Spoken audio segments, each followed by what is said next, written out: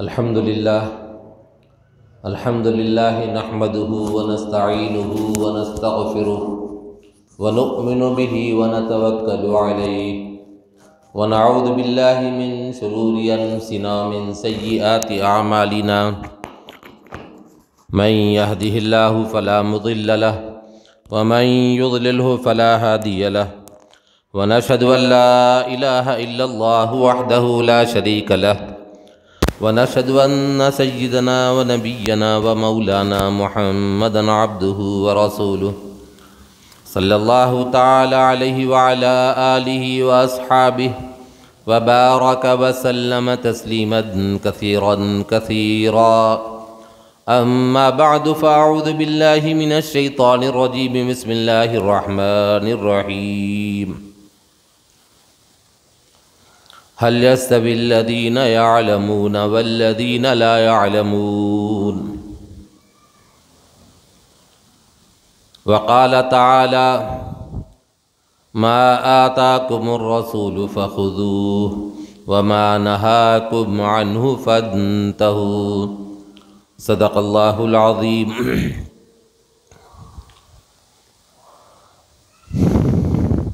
بزرگان محترم، برادران اسلام اور عزیز نوجوان ساتھیوں،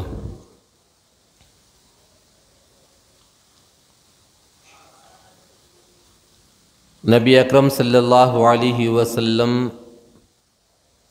کی جو نبوت والی زندگی ہے 23 سال کی ہے۔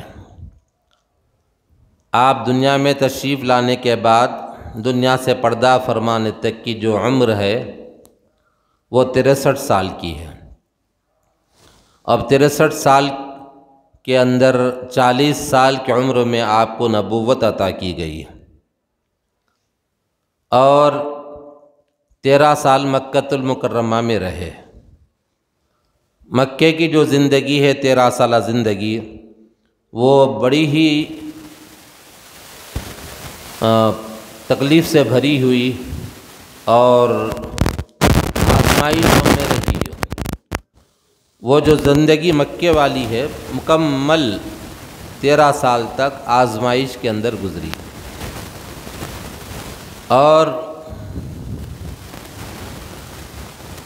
جب وہ 13 سال تک آزمائش میں گزری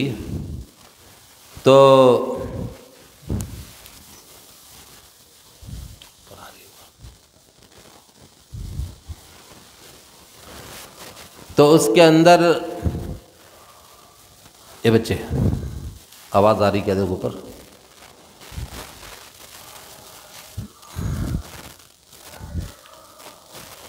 تو نبی اکرم صلی اللہ علیہ وسلم جب 13 سال تک مکے کے اندر رہے تو صرف برداشت کرتے رہے، کوئی بھی اقدام نہیں کیا، کسی قسم کا کوئی فیصلہ آپ نے نہیں فرمایا، کسی سے جنگ آپ نے نہیں کی، بس لوگوں کو سمجھاتے رہے، بتاتے رہے، اور کوئی تکلیف اپنے اوپر آتی تو اس کو برداشت کرتے رہے۔ وہ مکی دور کہلاتا ہے۔ آپ کے اوپر سجدے کی حالت میں تھے تو اجڑی ڈالی گئی، اور آپ کے اوپر پتھر ڈالے گئے، پتھر برسائے گئے، راستے میں کانٹے بچھائے گئے، کچرا ڈالا گیا آپ کے اوپر، اور صحابہ کو ستایا گیا، اور آپ کے گھر والوں کو ستایا گیا، اور ہر طرح سے تکلیف دی گئی آپ کو۔ طائف کے اندر گئے تو وہاں پر بھی آپ پر پتھر برسائے گئے، اور پتھر اتنے برسائے گئے کہ آپ کا جسم مبارک لہو لہان ہو گیا تھا۔ جب جسم مبارک لہو لہان ہو گیا تو آپ نے دعا کی تھی، یا اللہ آپ نے ہم کو کیسے لوگوں کے حوالے کیا جو مجھے ہلاک کرنا چاہتے ہیں، اور آپ نے جب دعا کی کہ اے اللہ اگر آپ کی مرضی یہی ہے تو میں اس پہ راضی ہوں، اور اس وقت میں فرشتہ بھی آیا، آ کر کہنے لگا کہ یا رسول اللہ صلی اللہ علیہ وسلم آپ کا حکم ہو تو میں اس بستی کو دونوں پہاڑوں کو ملا کر ہلاک کر دوں گا۔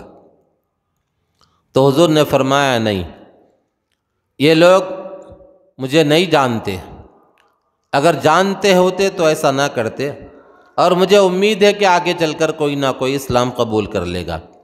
چنانچہ فتح مکہ کے بعد طائف کے پورے لوگ آئے اور آ کر انہوں نے اسلام قبول کیا۔ اور اسی طریقے سے مکے کے اندر بہت سے مسائل آئے، آپ برداشت کرتے رہے، اور پھر وہاں سے جب آپ مدینۃ المنورہ تشریف لے گئے تو مدینۃ المنورہ میں جانے کے بعد سے آپ نے کیا کیا؟ وہاں کے لوگوں سے معاہدہ کیا۔ معاہدہ کرنے کے بعد سب لوگوں نے حضور اکرم صلی اللہ علیہ وسلم کو اپنا بڑا مان لیا، گویا کہ آپ بادشاہ تسلیم کر لیے گئے اور ان کے ساتھ معاہدہ ہوا، اور وہاں سے آپ نے دنیا میں اسلام کو نافذ کرنے والا کام شروع فرمایا۔ آپ نے یہاں تو تبلیغ فرماتے رہے، مکے کے اندر لوگوں کی ذہن سازی کرتے رہے، آپ کو وہاں پر مشکلات کا سامنا کرنا پڑا، لیکن جب مدینۃ المنورہ میں پہنچ گئے تو پہنچنے کے بعد وہاں پر نبی اکرم صلی اللہ علیہ وسلم نے باقاعدہ بادشاہ کی حیثیت سے، امیر کی حیثیت سے اور ذمہ دار کی حیثیت سے وفود بھیجائے، کئی ایک وفود بھیجائے۔ اسلامی سیاست لوگ کہتے ہیں کہ سیاست علماء کو نہیں کرنا چاہیے، اور علماء کو سیاست میں نہیں آنا چاہیے، سیاست گندی ہے، لوگ کہتے ہیں۔ سیاست گندی نہیں ہے، سیاست کو گندی بنایا گیا۔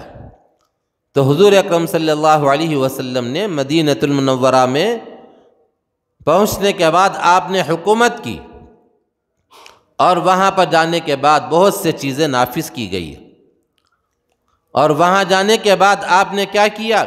حد جاری فرمائی، جو کسی کا حق مارا تھا، دبایا تھا، وہ حق دلایا۔ بہت سے کام ہیں، اگر ہم اس چیز کو دیکھیں گے تو ہمیں سمجھ میں آئے گا۔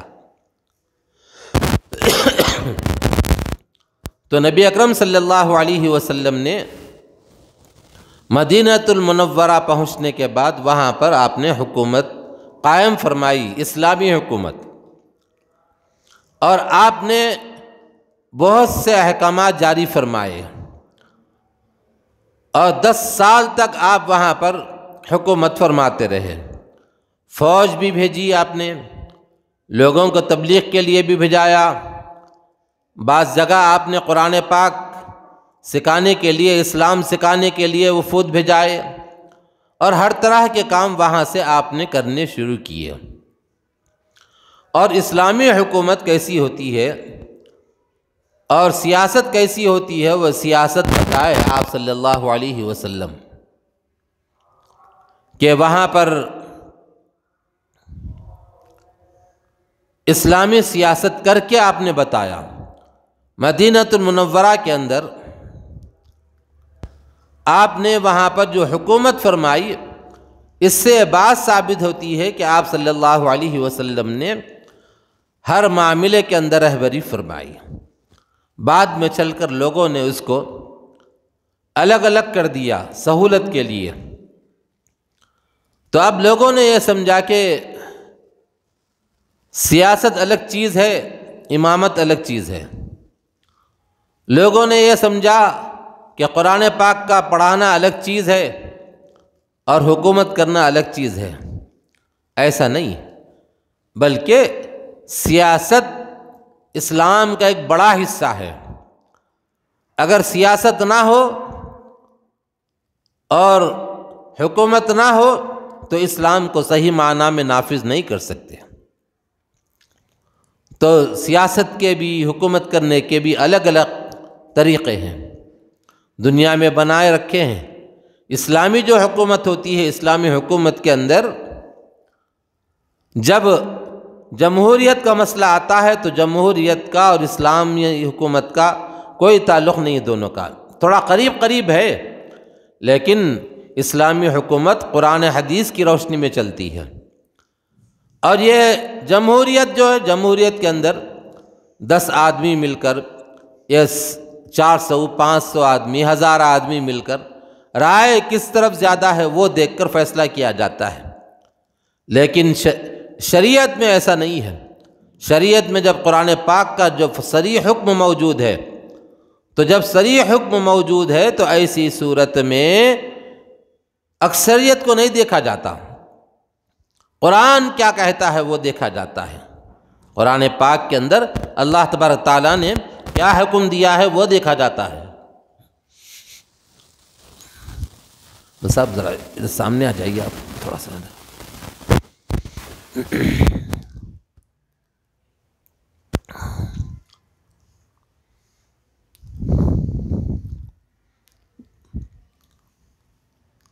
اسلامی جو حکومت ہے جس کو اللہ تبارک تعالیٰ نے نبی اکرم صلی اللہ علیہ وسلم کے ذریعے سے بتایا کیسی حکومت ہوتی ہے، اور جو لوگ یہ کہتے ہیں کہ سیاست شجر ممنوعہ،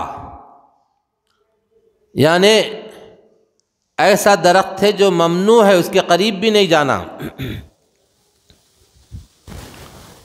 تو بہت سے لوگ یہ سوچتے ہیں کہ یہ صرف دنیا دار لوگوں کا حق ہے، وہ کرنا چاہیے، علماء نہیں کرنا۔ یہ بالکل غلط ہے۔ لوگوں کے ذہنوں میں یہ بات بٹھائی گئی کہ سیاست الگ ہے، امامت الگ ہے۔ نہ، امامت کا فریضہ انجام دیتے تھے حضرت عمر رضی اللہ تعالیٰ عنہ، اور پھر امامت فرمانے کے بعد لوگوں کے مسائل مصلی پہ بیٹھ کر حل فرماتے تھے۔ وہ نہیں دیکھتے لوگ۔ جب یہودیوں نے، انگریزوں نے ایک چال چل کے علماء کو اور عوام کو ایک دوسرے سے الگ کیا، اور پھر اس کے بعد یہ طے کیا کہ بھئی علماء صرف مدرسوں میں رہیں گے، مسجدوں میں رہیں گے، سیاست میں نہیں آئیں گے، یہ طے کر کے اسی طریقے سے وہ لوگ چال چلتے رہے اور اس میں کامیاب بھی ہو گئے، تو لوگ یہ سمجھے کہ سیاست الگ ہے اور مدرسے کی خدمت الگ ہے، امامت کی خدمت الگ ہے۔ نہیں، دونوں ایک ہی ہے۔ سیاست کے اندر علماء کرام کے نہ ہونے کی وجہ سے سیاست گندی ہو گئی، جھوٹ، فریب، اور پھر رشوت خوری۔ جہاں پر علماء نہیں ہوں گے تو رشوت خوری ہوگی، سود خوری ہوگی۔ ایوانوں میں جب علماء نہیں ہوں گے تو جو چاہے وہ فیصلے کریں گے، جو چاہے وہ فیصلے کریں گے۔ اب اس وقت میں علماء کرام نے بہت سے جگہوں پر جا کر خدمت خلق کی، اللہ واسطے کی، کوئی اس کا صلہ نہیں لیا۔ یہ جتنے بڑے دنیا دار لوگ ہیں، آپ کبھی ان کے بارے میں یہ تصور کر سکتے ہیں آپ کہ وہ فری میں کوئی کام کریں گے؟ نہیں کر سکتے۔ اور ہماری قوم کا بھی یہ حال ہو گیا، کسی مسجد کے امام کو کوئی بھی کام ہو فری میں لینے تیار ہے، لیکن دینے کے لیے تیار نہیں ہے۔ آپ دیکھیے، فون کے اندر نیٹ ڈلاتا ہے، 300-400 روپے کا مہینے میں ڈلاتا ہے اور استعمال کرتا ہے وہ۔ اگر کوئی مسجد والا آ جاتا ہے چندہ لینے کے لیے تو 10 روپے 20 روپے نکال کے دیتا ہے، اگر زیادہ دے دیا تو 100 روپے دیا بس، بولے کہ زیادہ چندہ ہے بھی ان کا، 100 روپے دیتے مہینے کو۔ اور نیٹ استعمال کرتے کتنے کا؟ 350-400 مہینے کو۔ لائٹ کا بل کتنے دیتے؟ وہ تو سینکڑوں روپے آ رہا ہے۔ تو ہمارا مزاج ایسا بنا دیا، اور یہ علماء کرام کا مزاج مدرسوں میں یہ بنایا گیا کہ اللہ واسطے کرو، فی سبیل اللہ خدمت دو، انجام دو۔ لیکن عوام سے یہ کہا گیا کہ امام کی جتنی زیادہ خدمت کر سکتے ہو کرو۔ چاہے تو اس زمانے میں اماموں کی تنخواہ حکومت سے دے سکتے تھے، لیکن علماء نے منع فرمایا، جب تنخواہ حکومت سے ملے گی تو زبان بند ہو جائے گی۔ وہ کیسے؟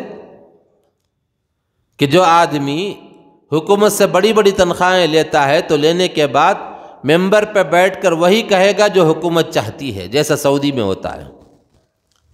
ایک مرتبہ ایک دبئی کے اندر ایک مسجد کے اندر گیا میں، نماز بہت ٹائم باقی تھا، وہ ہمارے ایک دوست تھے وہاں پر، تو میں ملنے کے لیے گیا تو وہ بھی نہیں آئے تھے، مسجد تو کھل گئی تھی۔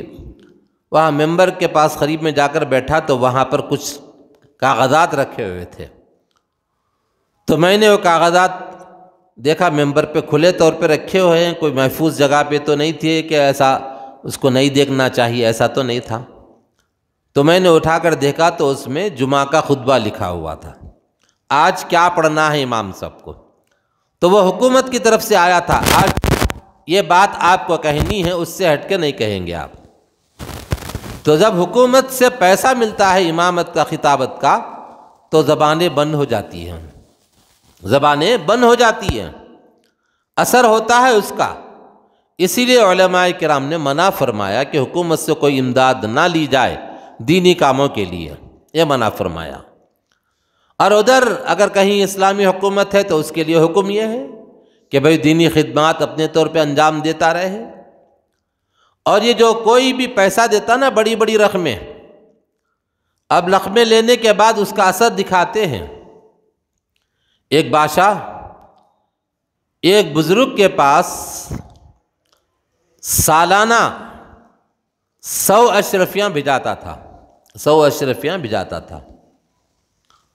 تو حضرت وہ لیتے تھے، ان کا جو کمرہ تھا کمرے میں رکھ دیتے تھے، بس اس میں رکھو، اس چھینا نہیں اس کو۔ اس نے 10 سال بھجائے۔ 10 سال کے بعد ایک مسئلہ ایسا پیش آیا کہ بادشاہ کی رائے الگ ہے اور وہ مولانا صاحب کی رائے الگ ہے، دونوں میں فرق ہو رہا۔ اور بادشاہ کے پاس فوج ہے، لاؤ لشکر ہے، سب ہے، ہتھیار ہے، مولانا کے پاس کچھ بھی نہیں ہے۔ تو مولانا کے پاس کہلا بھیجا کہ اس معاملے میں آپ میری تائید کریے، میری بات جو ہے وہ بات کو لوگوں کے سامنے بیان کیجئے، میں جو کہہ رہا ہوں اس کو آپ بیان کر دیجئے، ہاں میں ہاں ملائیے۔ تو مولانا نے کہا کہ یہ بات آپ کی شریعت سے ٹکرا رہی ہے، ہم نہیں ملا سکتے، ہم نہیں بول سکتے۔ اختلاف ہو گیا دونوں میں، بادشاہ میں اور وہ مولانا صاحب میں اختلاف ہو گیا۔ جب اختلاف ہوا تو بادشاہ نے کیا کیا، بلا کر منشی سے پوچھا کہ بھائی یہ مولانا کے پاس میں ہدیہ کتنا جاتا ہے؟ بولے سالانہ 100 اشرفیاں بھیجتے ہیں۔ کتنے سال سے؟ بولے کہ 10 سال سے بھیجا رہے ہیں۔ 100 کتنے ہو گئے؟ 1000 اشرفی۔ تو ظاہر بات ہے کہ وہ اشرفیاں تو ختم ہو گئے ہوں گے۔ جاؤ ان سے کہو کہ ہمارے اشرفیاں واپس کی جائیں، ہمارے اشرفیاں جتنی ہیں واپس کر دی جائیں۔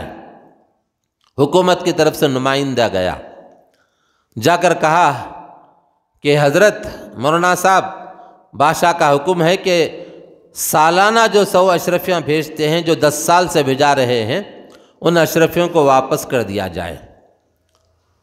تو حضرت نے کہا ٹھیک ہے۔ وہاں سے اٹھے، اپنے کمرے میں گئے، جا کر وہ 10 پوٹلیاں اٹھا کے لا کے رکھ دیے۔ ان پریشان بیچارہ جو نمائندہ آیا، ان پریشان، اور وہ تھیلیوں پر دھول پڑی ہوئی تھی، گرد پڑی ہوئی تھی، 10 سال سے وہیں رکھی ہوئی تھی۔ تو کہا حضرت آپ نے اس کو استعمال نہیں کیا؟ تو اس وقت میں ان مولانا صاحب نے کہا کہ آج کے دن کے لیے ہی میں نے اس کو سنبھال کے رکھا تھا، آج کے دن کے لیے ہی میں نے اس کو سنبھال کے رکھا تھا۔ جو عہدے کے لالچ میں ہوتے ہیں، جو سیاسی لوگ ہوتے ہیں، بغیر کچھ لیے نہیں کرتے، اللہ والے ہیں، اللہ واسطے دین کی خدمت میں لگے رہتے ہیں، کسی کا کام کرتے ہیں تو اللہ واسطے کرتے ہیں۔ آپ دیکھیے بہت سی چیزیں ہیں، یہ ایک ہی نہیں، اور بہت سی چیزیں ہیں۔ اب یہ الیکشن ہوا، جتنے لوگ الیکشن میں سپورٹ کرے، کتنے لوگ ہوں گے جو فی سبیل اللہ کرے، اللہ واسطے کرے؟ سوائے علماء کرام کے، اضلاع میں جو علماء کرام کام کیے، فی سبیل اللہ کیے، امامت کر رہے تھے، امامت چھوڑ کے چھٹی لے کے جا کے اپنا کام کیے۔ مقصد کیا ہے کہ بھائی ایک ظلم و زیادتی جو ہے وہ ختم ہو۔ لیکن عجیب مسئلہ چل رہا، نیچے سے لے کے اوپر تک، نیچے سے لے کے اوپر تک، اٹینڈر سے لے کے منسٹر تک، سب افراتفری پھیلی ہوئی ہے، سب رشوت خوری کا بازار گرم ہے۔ ہر آدمی پیسے لے کر یا کسی کے دباؤ میں آ کر فیصلہ کرنے کے لیے تیار ہے۔ حضرت جو اس وقت میں جو فیصلے ہو رہے ہیں، کیسے کیسے فیصلے دیکھیے آپ، کبھی بھی کچھ بھی بدل سکتا، لیکن بزرگان دین نے، علماء کرام نے جو اللہ واسطے خدمات انجام دی ہیں، وہ کیسی خدمات تھی ان کی۔ بغیر پیسے کے آج کچھ نہیں ہوتا۔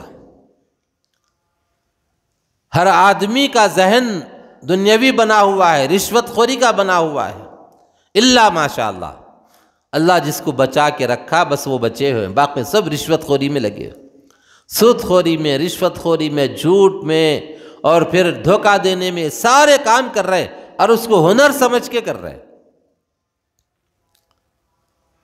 ایک زمانے میں ایک بادشاہ تھا، بادشاہ کے دل میں خیال آیا کہ میرے پاس دودھ کا حوض ہونا چاہیے، سب جگہ تو تالاب پانی کے ہوتے ہیں، میرے پاس بھی دودھ کا تالاب ہونا، دودھ کا بڑا سا حوض ہونا چاہیے، یہ بادشاہ کے دل میں خیال آیا۔ اب بادشاہ کے دل میں خیال آیا تو بس ہونا ہی ہونا ہے۔ جب بادشاہ کے دل میں خیال آیا تو بادشاہ نے کیا کیا، اعلان کر دیا، جاؤ سارے دودھ والوں سے کہہ دو کہ دودھ لا کر یہ حوض میں ڈالیں اور اپنے پیسے لے کر جائیں۔ اعلان ہوا فلاں تاریخ کو سارے جتنے گاؤلی ہیں، دودھ والے ہیں، سب دودھ لا کر ڈالیں گے، اپنے حساب سے پیسے لے کر جائیں گے، اور حکم دے دیا کہ جتنا دودھ لا کر ڈالیں گے، جتنے لیٹر ڈالیں گے، اتنے پیسے ان کو دے دو۔ چنانچہ اعلان ہوا، حکم کے مطابق دودھ لا کر ڈالے اور حکم کے مطابق پیسے لے کے چلے گئے۔ رات تمام پیسہ بڑھتا رہا، رات تمام دودھ لوگ لا کر ڈالتے رہے۔ اب صبح ہوئی، صبح ہونے کے بعد بادشاہ سلامت ملکہ کو لے کے لاؤ لشکر کے ساتھ، تجھ کو احتشام کے ساتھ بڑے شاہانہ انداز میں گئے۔ اب جانے میں دیر ہوئی اور وہاں پہنچ کر دیکھا کہ بھئی میرے پاس تو دودھ کا حوض ہے، سب کے پاس تو دودھ کا نہیں، پانی کا حوض ہوتا ہے، پانی کی نہر ہوتی ہے، پانی کا تالاب ہوتا ہے، کنٹا ہوتا ہے، لیکن میرے پاس بڑا سا حوض ہے دودھ والا۔ اب گئے، جا کر دیکھا تو وہاں حوض میں جھانک کر دیکھا تو دودھ کا ایک قطرہ بھی نہیں ہے، اس میں دودھ کا ایک قطرہ بھی نہیں ہے۔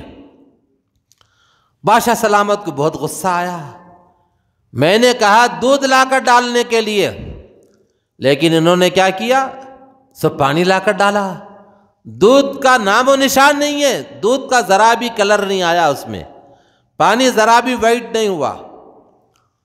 تو جب یہ کیفیت ہے تو بادشاہ نے آرڈر دے دیا تحقیق کی جائے، کہیں وزیر خزانہ جو رات میں خزانہ بانٹ رہا تھا اس نے کہیں چال تو نہیں چلی، اس نے لوگوں سے کہہ دیا ہو اور پیسے نہ دیا ہو، ایسا بھی ہو سکتا ہے۔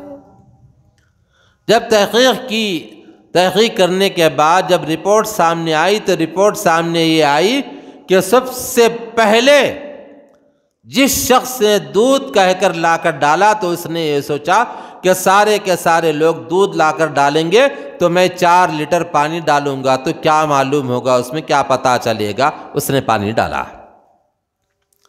اب اس کے بعد دوسرا آدمی آیا، اس نے یہ سوچا کہ بھئی پورے شہر والے دودھ لا کر ڈالیں گے، میں 2 لیٹر 3 لیٹر 10 لیٹر پانی ڈالا تو وہ دودھ میں مل جائے گا، پتہ نہیں چلے گا۔ اس نے ویسا سوچ کر ڈالا اور پیسے لے کر چلا گیا۔ اب اس کے بعد تیسرا، چوتھا، جتنے لوگ لائے سب نے ایسے ہی سوچ کر لا کر پانی ڈالا، اس میں دودھ کسی نے بھی نہیں ڈالا۔ تو سب کا ذہن بنا ہوا تھا دھوکہ دینے کا، اور آج ویسے ہی بازار گرم ہے۔ آج ہر آدمی رشوت لینے دینے کو بھی تیار ہے، لینے کو بھی تیار ہے۔ دینے کی تو تھوڑی سی گنجائش علماء نے نکالی ہے، نکل جاتی ہے، کام نہیں بن رہا تو دے سکتے ہیں۔ جیسے کبھی کبھی کوئی اچھا رشتہ مل گیا تو رشوت بعض دفعہ دینا پڑتا، دیکھو کیا بولے تو جوڑے کی رقم، یہ بھی رشوت ہے۔ یہ ماڈرن فقیر رہتا ہے۔ ایک فقیر ہوتا ہے روڈ پہ 10 پیسے تو خیر نہیں، 10 روپے سے چل رہا آج کل، 5 روپے 10 روپے، روپیہ 2 روپیہ دیے تو ہم پلٹ کے دیکھ رہے، اور وہی 10 روپے 20 روپے دے کے وہاں نکل جا رہے، اور مسجد کے ڈبے میں بھی 10 روپے 20 روپے ڈال رہے۔ یہ حال ہمارا ہے۔ تو وہ جو بھکاری ہوتا نا، شان سے آتا ہو، آج کل کرایہ کی گاڑیاں بہت ہو گئے نا، اولا گاڑی، بڑے بڑے گاڑیاں ہیں، سستے میں مل جا رہے، کرایہ سستا ہے، بیٹھ کے جیسے شیروانی پہنے ٹائی ہوئی لگا کے کر کے بڑی شان سے آ رہے، پہلے سے 2-4 آدمی وہاں کھڑے ہو کر استقبال ہو رہا ان کا، آئیے صاحب آئیے۔ جیسے ہی گئے دروازہ کھول دیے، ڈور کھولتے السلام علیکم، سلام ہوا، ہاتھ میں ہاتھ ملا، چلیے صاحب چلیے۔ صوفہ وغیرہ رکھا ہوا ہے اور صاف ستھرا ہے، اس میں عود بھی لگایا گیا، دھونی دی گئی اس میں، اور پھر سجا کے رکھا ہوا ہے، اور اس کے بعد آئے، اور آنے کے بعد اندر بٹھائے، بیٹھیے، سب بیٹھ گیا۔ اب وہ بند کمرے میں معاملہ ہوتا، اب اس کے بعد بات چیت ہوتی ہے، کون سی تاریخ کو شادی ہوئیں گی، فلاں ہے، یہ ہے۔ اب اس کے بعد پھر اندر جا کے طبق سجا کے اوپر لال دسترخوان اڑا کے لے کے آتے ہیں۔ میں ایک جگہ دیکھا یہ، اس لیے بتا رہا ہوں، ورنہ میرے کو نہیں معلوم تھا یہ کیا ہوتا ہے۔ ایک جگہ، اس کے بعد پھر کبھی نہیں گیا میں، وہیں پہ ٹوک بھی دیا میں، الحمدللہ اتنا تو کیا میں۔ اور اس میں غضب یہ ہوا کہ جب دینے والا لا کے دے رہا تو دولہے کے سر پہ ٹوپی نہیں تھی، جلدی جلدی جیب میں سے دستی نکال کے دستی اوڑھ لیا سر پہ۔ میں بولا واہ کیا مبارک کام کر رہا پٹھا ہے، رشوت لے رہا اور دستی نکال کے سر پہ اوڑھ رہا۔ میں بولا جناب بہت مبارک کام کر رہے آپ، اللہ خوش ہوتے اس سے، اس لیے دستی نکال کے اوڑھ لیے نا۔ بولا میں، میرے کو کیا کرنے کا تھا۔ بہرحال اگر خدا نہ خواستہ رشتہ اگر ٹوٹ جاتا تو پوری بلا میرے اوپر رہتی تھی، لیکن نہیں ٹوٹا، آگے بڑھ گیا وہ۔ تو بہرحال اس کو مبارک سمجھ کے لے رہا پٹھا لینے والا، دستی نکال کے سر پہ اوڑھ کے بسم اللہ بول کے لیا۔ میں بولا لا حول ولا قوت الا باللہ۔ میں بولا غلط کام کے لیے، وہ کام جو ناجائز ہو اس کے لیے اللہ کا نام لیا جاتا ہے تو ایمان کے جانے کا خطرہ ہے۔ بسم اللہ الرحمن الرحیم بول کے لے رہا، تو میں نے ٹوک دیا، ایمان جانے کا خطرہ ہے اس میں، اللہ کا نام لے کے آپ غلط کام کر رہے، رشوت لے رہے۔ تو میں یہ عرض کر رہا تھا کہ رشوت دینے کی کسی قدر گنجائش ہے، لیکن لینے کی تو کسی صورت میں گنجائش نہیں ہے۔ سامنے والا مجبور رہتا نا، کبھی کوئی کام نہیں بن رہا تو بازو میں لے آ کے کچھ تو بھی دیتا۔ بعض دفعہ پولیس والے رہتے، دیکھو اب اگر پولیس والے رہے تو اس میں ذرا برا نہ کو مانو، لیکن آج کل آن لائن رہنے سے ذرا ان کے بھی یہ کام ذرا ٹھنڈے پڑ گئے۔ اب لے آ کے جو سو بازو میں پوچھتے، بتاؤ نکالو لائسنس، نکالو فلاں، نکالو، نکالتے۔ اب نکالنے کے بعد جب دیکھے کہ اس میں کچھ گڑبڑ ہے تو ان ہلو جیب میں ہاتھ ڈال کے جو سو بازو لے کے آئے، بھائی یہ رکھو رکھو، خوشی سے دے رہا ہوں، رکھو خوشی سے دے رہا ہوں، رکھو۔ اب کوئی عقل مند آدمی بول سکتا خوشی سے دے رہا ہوں؟ وہ جس کی گاڑی پکڑے گئی، جو پولیس والا جس کو پکڑا، وہ آدمی خوشی سے دے سکتا؟ سوال ہی پیدا نہیں ہوتا خوشی سے نہیں صاحب میں نہیں رشوت نہیں لیتا، صاحب رشوت نہیں لیتا، نہیں صاحب میں خوشی سے دے رہا ہوں، رکھو۔ اب اس کو معلوم ہے بغیر دیے چھوڑنے والا نہیں ہے، ادھر سے نکال کے ادھر پھنساتا، ادھر سے نکال کے ادھر پھنساتا، اس کو معلوم ہے۔ تو ویسے ہی جیسے دولہا بھی ویسی ہے، دولہے والے اگر رشوت نہیں دیے تو پھنسنے کے چانسز ہے بول کے اب خوشی سے بول کے دے دیتے ہیں۔ اب لینا تو کسی بھی صورت میں جائز نہیں ہے، دینے کی گنجائش تھوڑی نکل جاتی۔ بہرحال میں یہ قصہ جو سنایا، دودھ کا حوض جو ہے اس میں پورے کے پورے پانی لا کے ڈالے، اب ہماری رعایا کا یہی حال ہے، اٹینڈر سے لے کے منسٹر تک پورے کے پورے رشوت خور ہیں، نیچے سے اوپر تک. اور وہ لوگ بولتے بغیر اس کے کام نہیں ہوتا صاحب، کام نہیں ہوتا. اگر وہی علماء کرام اگر ہوتے تو رشوت کا بازار گرم نہ ہوتا. اگر رشوت چلی بھی تو تھوڑی بہت چلتی تھی، بعض لوگ سالڈ نکل لیتے، لیکن علماء تھوڑا تو لحاظ اپنے علم کا کریں گے نا. تو میں عرض کر رہا تھا کہ سیاست گندی کر دی ہے اس کو، اور اس میں ایک سبب یہ ہے کہ علماء کے سیاست میں نہ آنے کی وجہ سے بھی سیاست گندی ہو گئی. علماء مسجدوں میں بیٹھ گئے، اللہ اللہ کر لیتے بیٹھ گئے. اب لوگ یہ سمجھنے لگے کہ مسجد میں بیٹھ کے اللہ اللہ کرنا جن کا کام ہے، دوسرا کام کون سا بھی نہیں ہے ان کا، یہ سمجھنے لگے. اب دیکھو آپ مسجدوں میں مسئلے پوچھنے کے لیے لوگ کیسے آتے، جہاں پہ خرچ کرنا رہتا اپنی مرضی سے وہاں کر لیتے، جہاں ذرا بھی کوئی مسئلہ ایسا آ گیا ذرا دل میں کھٹکا ہوا تو آ کے پوچھتے مول صاحب وہاں دینا چاہ رہا ہوں، دینا نہیں دینا. اب دوسرے وقت میں کسی جگہ یہ آج کل سالگرہ ہے نا، کون سی پارٹی بولتے اس کو، برتھ ڈے، ہاں برتھ ڈے، اس کے لیے کوئی بھی نہیں پوچھتا مول صاحب اس میں مسئلہ کیا ہے، اور خرچہ کر رہے اس میں ہزاروں روپیہ خرچہ کر رہے. اب کوئی مسئلہ ایسا آ گیا، کوئی بیچارہ غریب آدمی مانگنے کے لیے آیا تو اس میں آگے پوچھتے بول صاحب ان کو دینا نہیں دینا. بھائی دیا تو ثواب ہی ملیں گا نا بیچارے کو نیت کے حساب سے، لیکن برتھ ڈے کے ٹائم پہ نہیں پوچھتے مول صاحب یہ برتھ ڈے کرنا کیسا ہے مول صاحب. اس سے پہلے ایک واقعہ میرے کو بہت اچھا دکھا، سکندرآباد میں گیا میں، رات میں 10 ساڑھے 10 کا ٹائم تھا، میں ہمارے دوست دونوں مل کے گئے تھے. اب گئے تو دیکھا کہ ایک آدمی کچھ دے رہا ہے، دوسرا آدمی پیچھے سے ویڈیو بنا رہا ہوں. اب میری نظر اس پہ پڑی کہ ان کر رہا کیا آخر. جا کے دیکھا تو ایک چادر لے کے وہ کمبل ایک کو دیا، اور اس کے بعد پھر وہاں سے گیا دوسری جگہ ایک بیڈ شیٹ اس کو دیا، تیسری جگہ اور ایک کو دیا. تو میں گاڑی پہ سے پلٹا کے آیا، آ کے بولا بھائی آپ کون سے ادارے سے ہیں، آپ جو کون سی تنظیم سے کام کر رہے ہیں؟ غیر مسلم تھا، مسلمان نہیں تھا، ہندو تھا وہ. تو وہ آدمی بولا کہ میں کوئی تنظیم کا نہیں ہوں، کوئی ادارہ بھی نہیں ہے میرا، لیکن آپ یہ کئی کو دے رہے.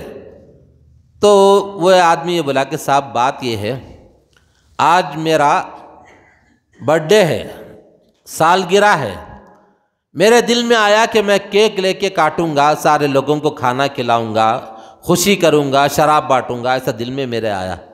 لیکن پھر میں سوچا کہ یہ کرنے سے کوئی فائدہ تو ہے نہیں، سردی کا زمانہ ہے، چلو غریبوں کو وہ پیسوں کے بیڈ شیٹاں خرید کے دوں گا، بلکہ لے کے میں کمبل لا کے بانٹ رہا ہوں بولے. تو میرے کو بہت شک لگا، احساس ہوا، نصیحت ملی کہ غیر مسلم آدمی کا سوچنے کا انداز ایسا ہے، اور ہمارے سوچنے کا انداز ایسا ہے کہ اسٹیج سجا کے باقاعدہ مائک لے کے اسپیکر لے کے اس میں مبارکبادی دے رہے، گانے لگا رہے، بڑے بڑے کیک کاٹ رہے، روڈا جام کر رہے. تو غیر مسلم جو آدمی ہے کلمہ نہیں پڑھتا، اللہ پہ ایمان نہیں لایا، ان سرکار دو عالم صلی اللہ علیہ وسلم کا اپنا پیغمبر نہیں مانتا، لیکن وہ اس وجہ سے ایسا کر رہا ہے کہ اس سے اس کے کم از کم اچھائی آئے گی، نیکیاں ملیں گے، ثواب ملے گا، یہ سوچ کے وہ آدمی کام کر رہا، سالگرہ کے پورے پیسے اس میں لگا رہا، اور ہم لوگ سالگرہ میں پیسے برباد کر رہے ہیں. تو بولنے کا مقصد یہ ہے کہ نیچے سے اوپر تک ہمارا معاشرہ خراب ہو گیا. ابھی ایک صاحب نظام آباد میں بولے کہ بھئی مل صاحب لوگ آ رہے تو کیا مسجدوں میں کر لینا، کچھ بھی باہر نہیں بولنا. بولے معاشرہ خراب ہو رہا تو معاشرہ سدھارنا.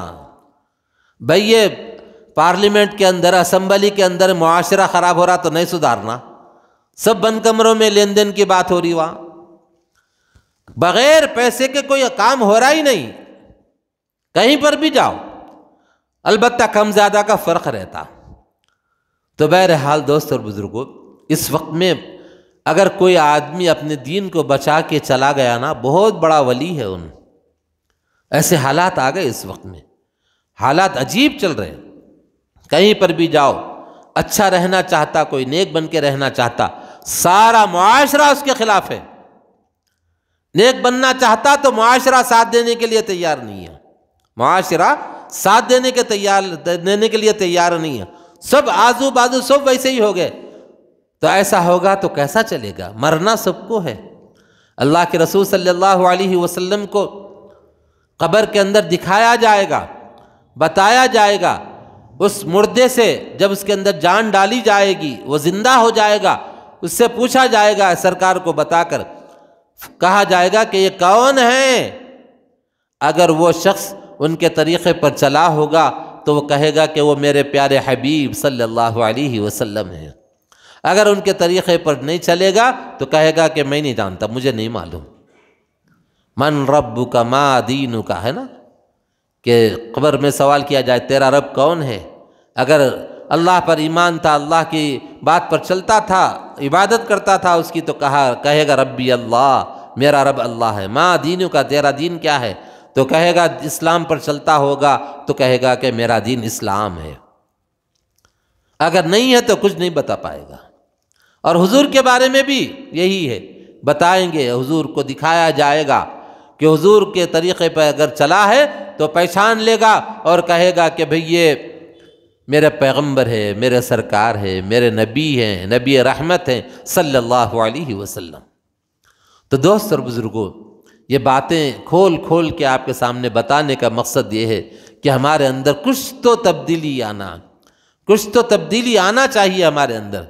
رشوت خوری کا بازار جو گرم ہے اس کو کم کرنا، اور تھوڑا سا اپنے اندر تبدیلی لانا، پابندی تھوڑا آنا۔ کب کس کا وقت ہے نہیں بتا سکتے، کون جانے والا ہے نہیں بتا سکتے، اور آخرت کی فکر کرنا ہے، اپنے بچوں کی فکر کرنا ہے۔ اگر اپنے بچوں کو ہم صحیح تعلیم نہیں دیے تو پھر آگے چل کے ہمارے بچوں کا ایمان پر قائم رہنا مشکل ہو جائے گا، ایمان پر قائم رہنا مشکل ہو جائے گا۔ اس لیے دوست اور بزرگوں، غور کریے ان باتوں پر۔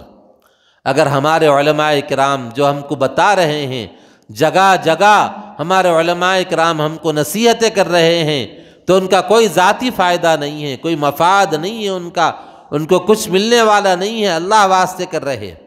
اب دیکھیے، جمعیت العلماء والے 4% ریزرویشن کے لیے مطالبہ کریں۔ اس سے پہلے جو گورنمنٹ آئی تھی 10 سال پہلے، وہ گورنمنٹ نے 4% ریزرویشن دیا، تقریباً 7 یا 8 لاکھ لوگوں نے اس سے فائدہ اٹھایا۔ اس میں علماء کے بچے کتنے ہیں بتائیے؟ ایک بھی نہیں ہے کسی عالم کا بچہ۔ تو لڑے کس کے لیے؟ کس کے لیے لڑے؟ عوام کے لیے، مسلمانوں کے لیے لڑے۔ اور پھر اب جو مطالبات رکھے ہیں کہ فلاں کو سبسڈی دینا، فلاں کو آسرا اسکیم کے تحت ان کو وظیفہ ملنا، یہ ساری چیزیں جو مطالبے جمعیت العلماء والے رکھے ہیں، ان کا کیا فائدہ ہے بتائیے اس میں؟ بھئی میرے بچوں کو تو میں دنیاوی تعلیم نہیں پڑھایا، چلو بھئی میرے بچوں کو میں نوکری دلانے کے واسطے کر لے رہا ہوں، نہ، الحمدللہ ہم اس میں خوش ہیں۔ وہ اس طور پہ خوش ہے کہ سارے لوگ دنیا پڑھا رہے، اگر ہم اپنے بچوں کو بھی دنیا پڑھائیں گے تو دین پڑھائے گا کون؟ دین پڑھائے گا کون پھر؟ حالانکہ ہم کو بھی مشورہ دیتے لوگ، مول صاحب ایک بچے کو انجینئر بناؤ، مول صاحب ایک بچے کو ڈاکٹر بناؤ، مول صاحب ایک بچے کو فلاں کرو، مول صاحب۔ یہ بچے ہمارے زیادہ ہونے سے ہم کو مشورہ دیتے ہیں، اگر کسی کا ایک ہی رہا تو ادھر ہی ڈھکل دے رہے، ختم۔ اب آخرت کی فکر نہیں، بھئی مرنا زیادہ ادھر رہنا ہے نا، دنیا میں تو کم رہنا ہے، دنیا میں زیادہ دن رہنا نہیں ہے۔ 60-70 کے بیچ میں میری امت کے عمریں ہیں، اللہ کے رسول نے فرمایا۔ اب اس میں جیسے مشورہ دیتے کہ بھئی یہ کرو، یہ کرو، فلاں کرو، یہ کرو۔ اسکول کے اندر جا کے کوئی مشورہ نہیں دیتا، بھئی آپ کے 3 بچے ہیں نا، بھئی تینوں کو اسکول میں کئی کو ڈالے، ایک کو حافظ بناؤ نا نکال کے، نہیں بولتا، دم نہیں ہے وہاں جا کے بولنے کے واسطے۔ دین پڑھ رہا تو دین سے نکال کے باہر ڈالتے، دنیاوی تعلیم حاصل کر رہا تو اس کو نہیں بولتے کہ دین پڑھاؤ۔ اور پھر بھی الحمدللہ ان علماء کرام کا احسان ہم کو ماننا ہے، عصر کی نماز کے بعد، مغرب کی نماز کے بعد، فجر کی نماز کے بعد مسجدوں میں جو مدرسے قائم کر کے پڑھا رہے ہیں، یہ ریڑھ کی ہڈی ہے اسلام کے اعتبار سے۔ اگر وہ بھی نہیں پڑھائے تو پھر اللہ ہی ان کا محافظ ہے۔ کیونکہ اسکولوں میں جا کے دیکھ لیجئے، آج کل یہ گورنمنٹ اسکول جو ہاسٹلہ ہے نا، ہاسٹلوں کی واہ واہ بہت کر رہے لوگ، ہم بھی شروع میں کریں۔ یہیں بیٹھ کے میں بولا اس بچوں کو شریک کراؤ بول کے، لیکن اب دل نہیں کرتا بولنے کے واسطے، کیونکہ قریب سے دیکھے ہم جا کے۔ ایک استاد ہے، وہ بھی ہفتے میں 2 دن 3 دن آتا، حافظ صاحب جو بھی آ رہے، ان کو تنخواہ دیتے سب جمع کر کے الگ سے۔ انگلش پڑھانے والا گورنمنٹ کا ملازم، دیکھو آپ پارشلٹی بولتے ہیں نا، جانب داری جس کو بولتے ہیں۔ بھئی آپ دوسرے آدمی کو رکھ رہے وہاں پہ، کیا رکھ رہے؟ انگلش کا ماسٹر گورنمنٹ جاب، تیلگو پڑھانے والا گورنمنٹ جاب، فلاں آدمی فلاں جاب کر رہا گورنمنٹ کے تحت میں۔ حافظ صاحب پڑھا رہے 1 گھنٹہ 2 گھنٹے، انہوں الگ سے پیسے دے کے پڑھا رہے، کیا ان کو گورنمنٹ جاب نہیں دے سکتے؟ نہیں دیں گے، کیونکہ ان کے دل میں نہیں ہے کہ مسلمانوں کو آگے بڑھانا۔ اور پھر وہاں پہ آ کے وہ مول صاحب جو پڑھاتے 150 بچے 200 بچوں پہ ایک مول صاحب، وہ بھی ہفتے میں 2-3 دن آ کے چلے جاتے ہیں۔ اور کبھی بعض جگہ تو بالکل سرے سے ہے ہی نہیں، بالکل ہی نہیں ہے۔ اور وہ بیچارے جن کے ملازمتیں ہیں وہاں پہ، جن کے نوکریاں ہیں، وہ لوگ ہاتھوں میں پیپراں لے کے وہ لے کے نکلتے، بھائی ہاسٹل ہے، کپڑے سلا رہے فری، جوتا فری دے رہے، کتاباں فری دے رہے، سب دے رہے۔ اب ان کو اپنی نوکری بچانا ہے نا، اگر بچے نہیں جمع ہوئے تو ان کی نوکری خطرے میں، وہ اپنی نوکری کے خاطر سب کو ترغیب دلا کے لے جا رہے ہیں۔ پڑھانا منع نہیں ہے، اب بھی کہہ رہا ہوں پڑھاؤ، لیکن دین کے ساتھ پڑھاؤ۔ اگر خالص دنیاوی تعلیم دلائیں گے تو کل کے دن نہیں بتا سکتے کہ ہمارے بچے دین پر قائم رہیں گے یا نہیں رہیں گے، نہیں بتا سکتے۔ یہ بات بولنا ہے آپ کو، نہیں پڑھانا یہ نہیں بولنا ہے، پڑھاؤ، منع نہیں ہے پڑھاؤ، لیکن دین کو پہلے رکھو، مقدم رکھو۔ یا پھر چھٹیوں میں آتے تو اس وقت میں گھر میں بلا کے مول صاحب کے پاس پڑھاؤ، مول صاحب کو بلا کے گھر میں پڑھاؤ۔ اگر ایسا نہیں ہے، کسی جگہ قریب میں کوئی مدرسہ ہے تو ہاسٹل میں 15 دن کے لیے آ کے ڈالو۔ ماحول ملنا، دینی ماحول ملنا، دین اصل ہے۔ مرنے کے بعد یہ روپیہ پیسہ نہیں آتا، کسی کے پاس بھی قبر میں کوئی چیز نہیں رکھی جاتی سوائے 3 کپڑوں کے، وہی جو کلر وائٹ کپڑے، 3 الگ الگ کپڑے ہوتے ہیں، بس ختم، اس سے ہٹ کے کچھ نہیں جاتا۔ اعمال جائیں گے، یہاں تک کہ اگر اس کے چوکڑے لگے ہوئے ہیں تو چوکڑے بھی کھینچ کے نکال لیتے، سونے کا دانت لگا لیا تو دانت بھی نکال لیتے لوگ، نکال کے وہ پھینکتے نہیں، کیونکہ قیمتی چیز ہے، اس کو چھپا کے رکھتے، دھوکے کر کے پھر بیچ کے اس کے پیسے لاتے۔ کپڑے ہے تو بولے مول صاحب کو دے دو جاؤ، مسجد میں دے دو جاؤ، مدرسے میں دو، چادر ہے تو مدرسے میں دو، موبائل ہے تو بولے نہیں اچھا نشانی رکھ لیتا ہوں میں۔ ہاں سونے، اگر چاندی کا چھلا ہے تو نہیں، ابا کی نشانی میں، ڈیڈ کی نشانی میں رکھ لیتا ہوں۔ ابا امی کا عام رہے آج کل سب پپا فلاں فلاں، انگریز کی کتنی نقل کر رہے، نہیں خوشی ہوتی ہوں گی نقل کرتے کرتے ہم لوگوں کو۔ اپنا کلچر ہے، اپنا مذہب ہے، اپنی تہذیب ہے، اللہ کے رسول کا طریقہ ہمارے پاس ہے، اللہ کے رسول کا طریقہ ہمارے پاس میں ہے، سب ہمارے پاس میں ہے، لیکن ہم ادھر جھانکتے ادھر جھانکتے ادھر جھانکتے۔ سرکار ہم آپ کی بات مانتے تو بھی ڈنڈا مار رہے، بولے نہیں اور مانتے اور مار رہے، اور مانتے اور مار رہے۔ وہی افغانستان میں کیا کیے، ہم نہیں، ہمارے اسلام پہ چلیں گے، ڈنڈا ہم مار کے بھگائیں گے، مار کے بھگائے وہ لوگ۔ 20 سال پہاڑوں میں رہے، معمولی بات نہیں ہے۔ بات آئی تو میں آپ کو بتاؤں، وہاں کا روپیہ ہمارے انڈیا کے روپیے سے بھی بڑھ گیا ہے، وہاں کا روپیہ۔ آج اناج کی اتنی فراوانی ہو گئی الحمدللہ، پہاڑوں پہ اناج بکھیر رہے پرندوں کے لیے۔ آج سے چند سال پہلے غریب ترین ملک مانا جاتا تھا، بمباری ہوتی تھی اس کے اوپر، ساری دنیا مل کے اس کا مقابلہ کی، لیکن اللہ کے بھروسے پہ انہوں نے سب کا ڈٹ کے مقابلہ کیا، اللہ نے فتوحات عطا فرمائی۔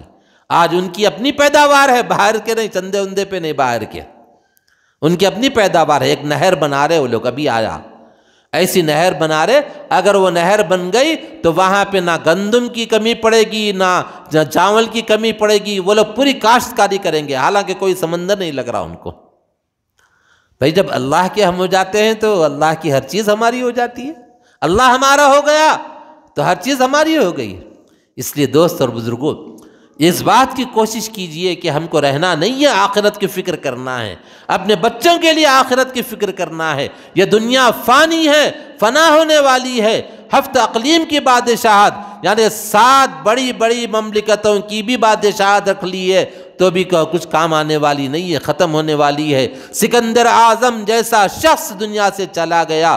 بڑے بڑے لوگ جو انا ربکم الاعلی کہا کرتا تھا فرعون، وہ بھی دنیا سے چلا گیا. اللہ نے پانی میں ڈوبو کر اس کو مارا. اور آزر جو تھا اس کے سر میں کبھی درد نہیں ہوا تھا، کبھی کوئی بیماری نہیں آئی تھی، کبھی بخار نہیں آیا تھا اس کو، لیکن وہ بھی دنیا سے چلا گیا. اللہ نے اس کے ناک کے ذریعے سے دماغ میں لنگڑے مچھر کو پہنچا کر اس کو تکلیف دے دے کر دنیا میں مار کر عبرت کے لیے بتا دیا. جب کبھی اس کے سر میں درد ہوتا تو ایک آدمی کو لگا رکھا تھا اس نے، جوتا لے کے میرے سر پہ مارو. جب جوتا مارتا ذرا سا سکون ملتا، پھر درد ہوتا، پھر جوتا مارتا، ذرا سکون ملتا. اس طرح سے ایسے لوگ دنیا میں پھنسے ہوئے تھے. بڑی بڑی بادشاہت کے مالک تھے لیکن وہ بھی دنیا سے چلے گئے، فنا ہو گئے. نیک لوگ بھی گئے اور ظالم لوگ بھی گئے، بڑے بڑے بادشاہ بھی چلے گئے اور ہم کو بھی جانا ہے. اور ہماری جو نسل ہے ان نسل کی فکر کرنا ہے کہ ہماری نسل ہمارے بعد میں کس کی عبادت کرے گی، اس بات کی فکر کرنا ہے ہم کو. ہم جب اسلام پہ چل رہے ہیں تو ہماری اولاد بھی اسلام پر چلے، ہماری اولاد بھی اللہ اس کے رسول کے طریقے پر چلنے کی کوشش کرے. اس بات کی بچوں کو تعلیم دینا، گھر میں ایسا ماحول بنانا، ایسی تربیت ان کی کرنا، ان کے سامنے اللہ اور اس کے رسول صلی اللہ علیہ وسلم کے واقعات کا تذکرہ کرنا، صحابہ کرام کا تذکرہ کرنا، اولیاء کرام کا تذکرہ کرنا. ان کو بتانا بیٹا یہ دنیا فانی ہے، ختم ہونے والی ہے. اگر کوئی چیز کام آ سکتی ہے تو وہ چیز نیکیاں ہے، اعمال صالحہ ہے. اعمال صالحہ مرنے کے بعد کام آئیں گے، قیامت کے دن بھی کام آئیں گے. وہی اعمال صالحہ ہوں گے، ہم کو جنت میں لے کر جائیں گے. یہ بات بتانے کی ضرورت ہے. اللہ تبارک تعالیٰ سے دعا ہے کہ کہنے والے کو کہنے سے زیادہ، سننے والوں کو سننے سے زیادہ عمل کے توفیق عطا فرمائیں. وآخر دعوانا الحمدللہ رب العالمین. ہمارے مدرسے کا کیلنڈر یہاں پر فروخت ہو رہا ہے، اب حضرات جاتے ہیں اس کو لے کر جائیے.